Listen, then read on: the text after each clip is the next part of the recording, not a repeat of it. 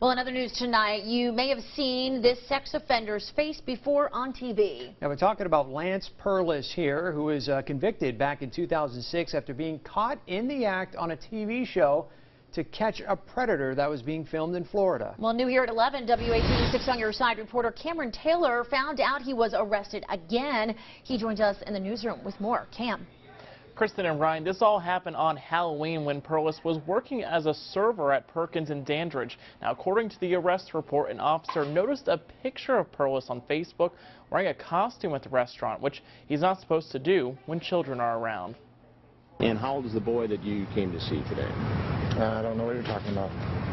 14, male, Flagler. This is How to Catch a Predator from 2006 in Flagler Beach, Florida, showing this man, Lance Perlas, getting caught. He was convicted of computer pornography and child exploitation, as well as attempting to commit lewd or lascivious battery.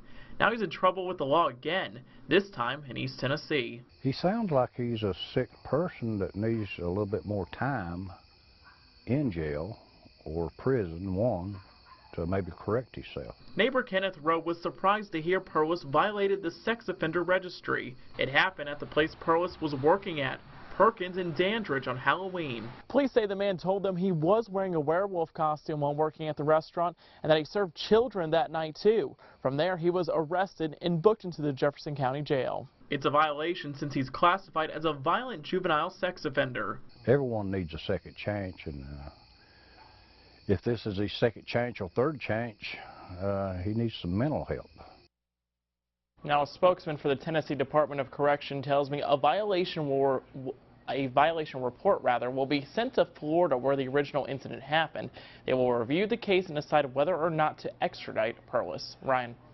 All right, Cameron, well, we also reached out to Perkins, where Perlas worked at, but we haven't heard back yet. Now, he does have a court date set for next Tuesday. Of course, we'll stay on top of this, let you know what happens. Well, we are getting a new perspective on the arrest of a convicted sex offender who'd been working at a restaurant in Dandridge. We brought you the story last night at 11. A police officer spotted him wearing a Halloween costume on the job, a violation of the sex offender registry. So that prompted us to wonder, are sex offenders allowed to work around families like that? Well, new at 6, WATE 6 on your side anchor Ryan O'Donnell has been looking into that very question. Ryan? Hey, thanks a lot. Lance Perlas was working at the Perkins in Dandridge, just one of many restaurants considered to be family friendly. And according to a police report, he admitted to serving children at the restaurant.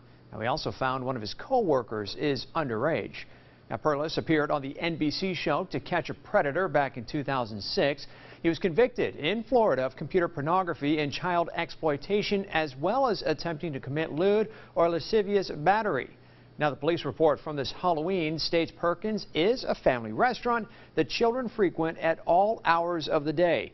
So what does the law have to say about this? Well, we took that question to WATE 6 on your side legal analyst Greg Isaacs.